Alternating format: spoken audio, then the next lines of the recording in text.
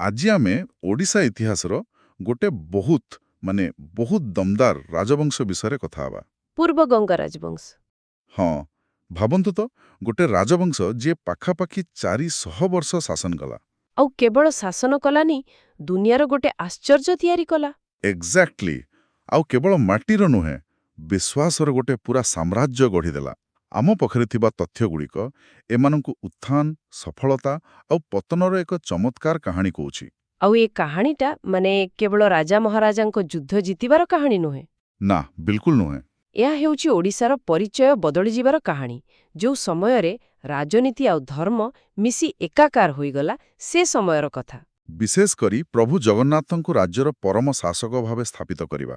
ଆଉ କୋଣାର୍କ ଭଳି ଏକ ଅକଳ୍ପନୀୟ ସ୍ଥାପତ୍ୟ ତିଆରି କରିବା ଏସବୁ ତାଙ୍କ ଶାସନର ମୂଳ ଆଧାର ଥିଲା।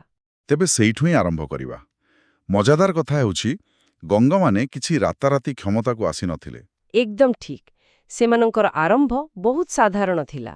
କେମିତି? ଶତାବ୍ଦୀ ଧରି ସେମାନେ ଦକ୍ଷିଣ କଳିଙ୍ଗ ମାନେ ଆଜିର ଦକ୍ଷିଣ ଓଡ଼ିଶା ଆଉ ଉତ୍ତର ଆନ୍ଧ୍ରପ୍ରଦେଶର ଛୋଟ ଛୋଟ ଅଞ୍ଚଳରେ ସାମନ୍ତ ରାଜା ଭାବରେ ଶାସନ କରୁଥିଲେ। ସାମନ୍ତ ମାନେ ଜଣେ ବଡ଼ ରାଜାଙ୍କ ଅଧୀନରେ ଥିବା ଛୋଟ ରାଜା। ହଁ, ଆଜିର ଜଣେ ଶକ୍ତିଶାଳୀ ଆଞ୍ଚଳିକ ଗଭର୍ଣ୍ଣର ବୋଲି ଭାବିହେବ।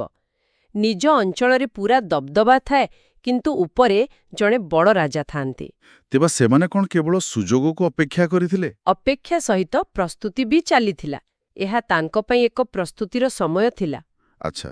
ସେମାନେ ପୂର୍ବ ଚାଲୁକ୍ୟ ଏବଂ ଚୋଳମାନଙ୍କ ଭଳି ସେ ସମୟର କ'ଣ କହନ୍ତି ସୁପର ପାୱାରମାନଙ୍କର ଅଧୀନରେ ଥିଲେ। ତେଣୁ ଏହା ଏକ ପ୍ରକାର ଟ୍ରେନିଂ ପିରିୟଡ୍ ଥିଲା। ବିଲକୁଲ ଏକ ଶିକ୍ଷାନବିଶ ପରି। ସେମାନଙ୍କଠାରୁ ଯୁଦ୍ଧ କଳା, କୂଟନୀତି, ସାମ୍ରାଜ୍ୟ ଚଳାଇବାର କଳା ସବୁ ଶିଖୁଥିଲେ। ସେମାନେ ଜାଣିଥିଲେ ଯେ ସଠିକ୍ ସମୟ ଆସିଲେ ହିଁ ବଡ଼ ଖେଳ ଖେଳି ହେବ। ଆଉ ସେହି ସଠିକ୍ ସମୟ ଆସିଲା ଅନନ୍ତ ବର୍ମନ ଚୋଳଗଙ୍ଗ ଦେବଙ୍କ ସହିତ। ଏଇଠାରୁ ହିଁ ଗଙ୍ଗ ରାଜବଂଶର ପ୍ରକୃତ କାହାଣୀ ଆରମ୍ଭ ହୁଏ। ହଁ, ଚୋଳଗଙ୍ଗ ଦେବଙ୍କୁ ହିଁ ଏହି ରାଜବଂଶର ପ୍ରକୃତ ସ୍ଥାପକ କୁହାଯାଏ। ଜଣେ ଦୂରଦୃଷ୍ଟି ସମ୍ପନ୍ନ ଶାସକ। ଅତ୍ୟନ୍ତ ଦୂରଦୃଷ୍ଟି ସମ୍ପନ୍ନ ଆଉ ଉଚ୍ଚାକାଂକ୍ଷୀ। ସେ ଦେଖିଲେ ଯେ ମଧ୍ୟ ଓଡ଼ିଶାରେ ସୋମବଂଶୀ ଶାସନ ଦୁର୍ବଳ ହୋଇପଡ଼ିଛି। ସେମାନେ ନିଜ ନିଜ ଭିତରେ ଲଢ଼େଇ କରି ହଁ, ଆଉ ବାରମ୍ବାର ବାହ୍ୟ ଆକ୍ରମଣର ସାମ୍ନା କରି ଶକ୍ତିହୀନ ହୋଇଯାଇଥିଲେ।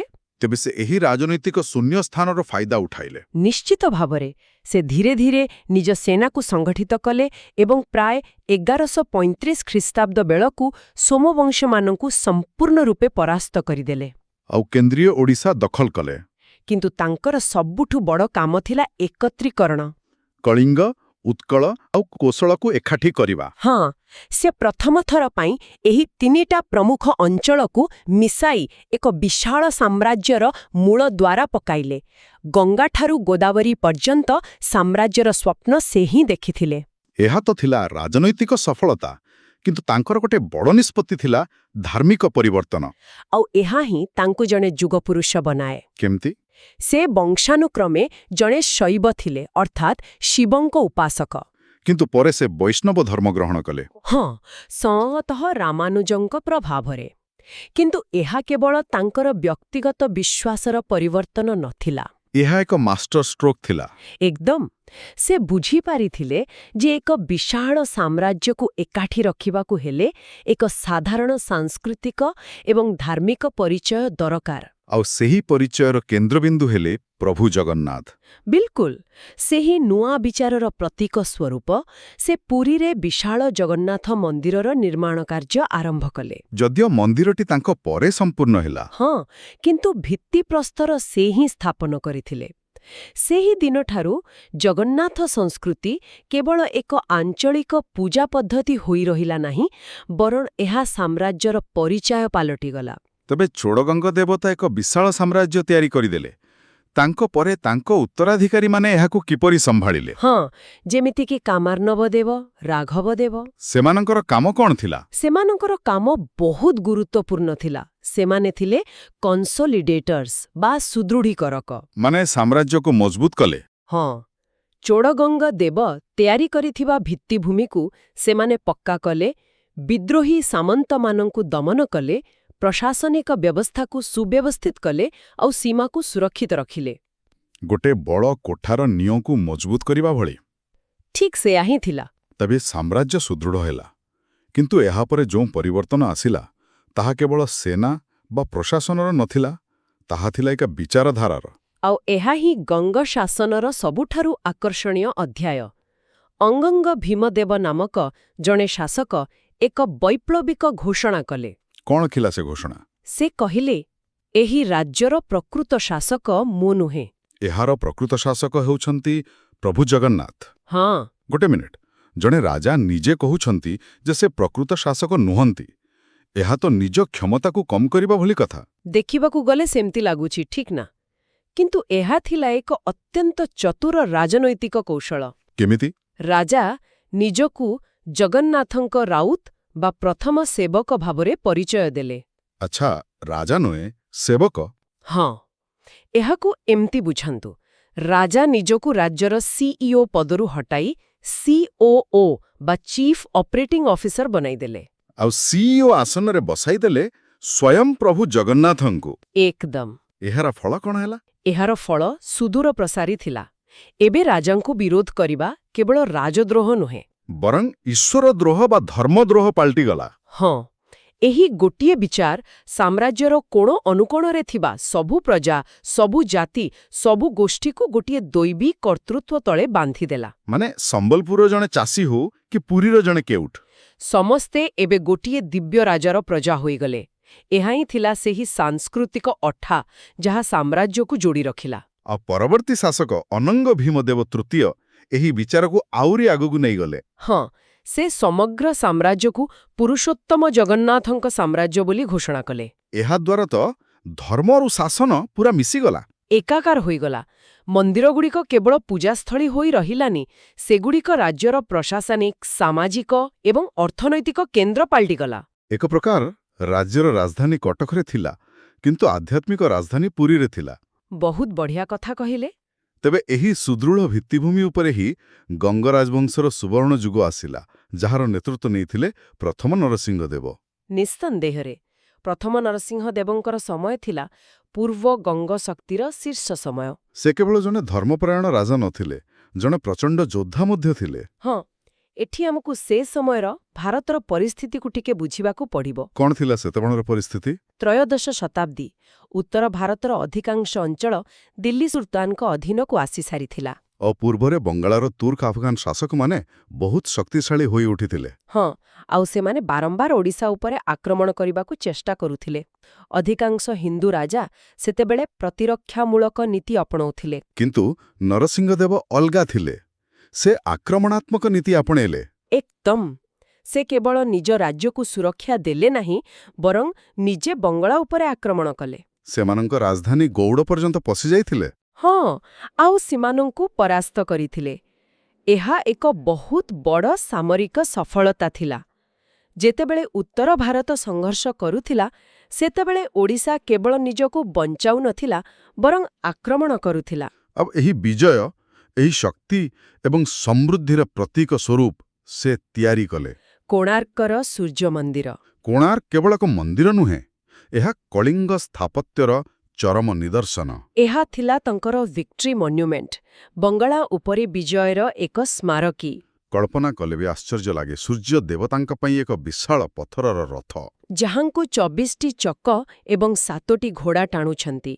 12 ବର୍ଷ ଲାଗିଥିଲା ତିଆରି କରିବାକୁ। ଆଉ ହଜାର ହଜାର କାରିଗର, ଶିଳ୍ପୀ, ଶ୍ରମିକ। ହଁ, ରାଜ୍ୟର କେତେ ସମ୍ବଳ ଏଥିରେ ଲାଗିଥିବ ତାହା ଅନୁମାନ କରିବା ମଧ୍ୟ କଷ୍ଟକର। କୋଣାର୍କ ଥିଲା ଗଙ୍ଗ ଶକ୍ତିର ସୂର୍ଯ୍ୟୋଦୟର ଚରମ ପ୍ରକାଶ। ବହୁତ ସୁନ୍ଦର ଭାବରେ କହିଲେ। କିନ୍ତୁ କୁହାଯାଏ ପ୍ରତ୍ୟେକ ସୂର୍ଯ୍ୟୋଦୟ ପରେ ସୂର୍ଯ୍ୟାସ୍ତ ବି ଆସେ। ଏତେ ଶକ୍ତିଶାଳୀ ସାମ୍ରାଜ୍ୟର ପତନ ଏତେ ଶୀଘ୍ର କେମିତି ଆରମ୍ଭ ହୋଇଗଲା? ଏହା ଏକ ବଡ଼ ପ୍ରଶ୍ନ। ଆଉ ଏହା ପଛରେ କୌଣସି ଗୋଟିଏ କାରଣ ନଥିଲା। ଅନେକ କାରଣ ଥିଲା। ହଁ, ପ୍ରଥମତଃ ବାହ୍ୟ ଚାପ ବଢ଼ିବାରେ ଲାଗିଲା। ନରସିଂହଦେବଙ୍କ ପରବର୍ତ୍ତୀ ଶାସକମାନଙ୍କୁ ଲଗାତାର ଯୁଦ୍ଧ କରିବାକୁ ପଡ଼ିଲା। ବଙ୍ଗଳା ସୁଲତାନମାନେ ଅଧିକ ଆକ୍ରମଣକାରୀ ହୋଇଉଠିଲେ।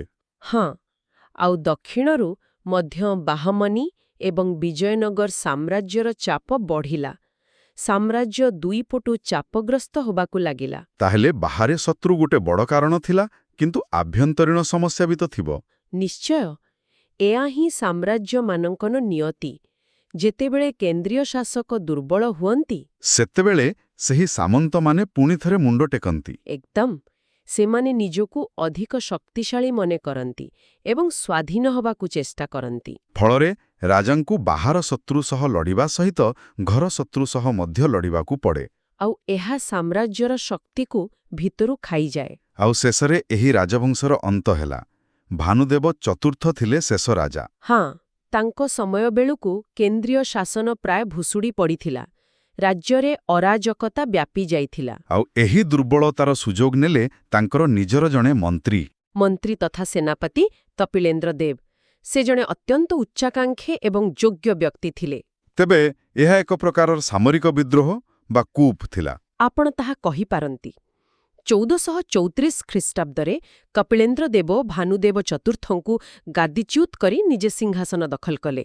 ଏହା ସହିତ ପୂର୍ବ ଗଙ୍ଗା ରାଜବଂଶର ଶାସନର ଅନ୍ତ ଘଟିଲା। ହଁ, ଆଉ ଓଡ଼ିଶାରେ ଆଉ ଏକ ମହାନ ରାଜବଂଶ ସୂର୍ଯ୍ୟବଂଶୀ ବା ଗଜପତି ରାଜବଂଶର ଶାସନ ଆରମ୍ଭ ହେଲା। ତେବେ ଏହି ସମଗ୍ର ଆଲୋଚନାରୁ ଆମେ କ'ଣ ବୁଝିଲେ? ଗଙ୍ଗ ରାଜବଂଶ ଓଡ଼ିଶାରେ ସବୁଠାରୁ ଦୀର୍ଘ ସମୟ ଧରି ଶାସନ କରିଥିବା ମଧ୍ୟଯୁଗୀୟ ରାଜବଂଶ ଥିଲା। ସେମାନେ କେବଳ ଏକ ସାମ୍ରାଜ୍ୟ ଗଢ଼ି ନଥିଲେ, ବରଂ ଓଡ଼ିଆ ସାଂସ୍କୃତିକ ପରିଚୟକୁ ଏକ ନୂଆ ଏବଂ ସ୍ଥାୟୀ ରୂପ ଦେଇଥିଲେ। ସେମାନଙ୍କର ଦୁଇଟି ଅବଦାନ ସବୁଠୁ ଗୁରୁତ୍ୱପୂର୍ଣ୍ଣ, ଠିକ୍ ନା? ହଁ, ପ୍ରଥମତଃ ଜଗନ୍ନାଥଙ୍କୁ ରାଷ୍ଟ୍ରଦେବତା ଭାବେ ସ୍ଥାପିତ କରିବା, ଯାହା ଆଜି ବି ଓଡ଼ିଆ ପରିଚୟର ମେରୁଦଣ୍ଡ। ଆଉ ଦ୍ୱିତୀୟତଃ ପୁରୀ ମନ୍ଦିର ଏବଂ କୋଣାର୍କ ଭଳି ଅନ୍ୟାନ୍ୟ କୀର୍ତ୍ତି, ଯାହା ସେମାନଙ୍କର ଶକ୍ତି, ସମୃଦ୍ଧି ଏବଂ କଳା ନୈପୁଣ୍ୟର ସାକ୍ଷୀ। ତେବେ ଏସବୁର ପ୍ରକୃତ ଅର୍ଥ କ'ଣ? ମୋତେ ଲାଗୁଛି ଏହି ରାଜବଂଶର କାହାଣୀ କେବଳ ଇଟା ଓ ପଥରର କାହାଣୀ ନୁହେଁ। ନା, ଏହା ଏକ ଶକ୍ତିଶାଳୀ ବିଚାରଧାରାର କାହାଣୀ। ଯେତେବେଳେ ଜଣେ ରାଜା ନିଜକୁ ଈଶ୍ୱରଙ୍କର ସେବକ ବୋଲି ଘୋଷଣା କରେ, ସେତେବେଳେ ଶାସନ ଏବଂ ପ୍ରଜାଙ୍କ ମଧ୍ୟରେ ସମ୍ପର୍କର ସମୀକରଣ କିପରି ବଦଳିଯାଏ, ଏହା ହିଁ ଏକ ଚିନ୍ତା କରିବାର ବିଷୟ। ନିଶ୍ଚିତ, ଗଙ୍ଗବଂଶର ଶାସକମାନେ ପଥର ଏବଂ ବିଶ୍ୱାସ ଉଭୟରେ ଏକ ସାମ୍ରାଜ୍ୟ ଗଢ଼ିଥିଲେ। କିନ୍ତୁ ସେମାନଙ୍କର ସବୁଠାରୁ ବଡ଼ ଉତ୍ତରାଧିକାର କ'ଣ ଥିଲା? ବୋଧହୁଏ ଏହି ଧାରଣା ଥିଲା ଯେ ପ୍ରକୃତ ସାର୍ବଭୌମତ୍ୱ ରାଜାଙ୍କଠାରୁ ଉପରେ ଥିବା ଏକ ଦିବ୍ୟ ଶକ୍ତିର ଅଟେ। ଯେତେବେଳେ ଶାସକମାନେ ନିଜକୁ କେବଳ ଜଣେ ଦେବତାର ପ୍ରତିନିଧି ବା ସେବକ ଭାବରେ ଦେଖନ୍ତି, ସେତେବେଳେ ଏକ ରାଜ୍ୟର ପରିଚୟ, ତାର ଲକ୍ଷ୍ୟ ଆଉ ତାର ଲୋକମାନଙ୍କର ଆତ୍ମବିଶ୍ୱାସ କିପରି ବଦଳିଯାଏ, ଏହା ହିଁ ଗଙ୍ଗା ରାଜବଂଶ ଆମ ପାଇଁ ଛାଡ଼ିଯାଇଥିବା ସବୁଠାରୁ ବଡ଼ ପ୍ରଶ୍ନ।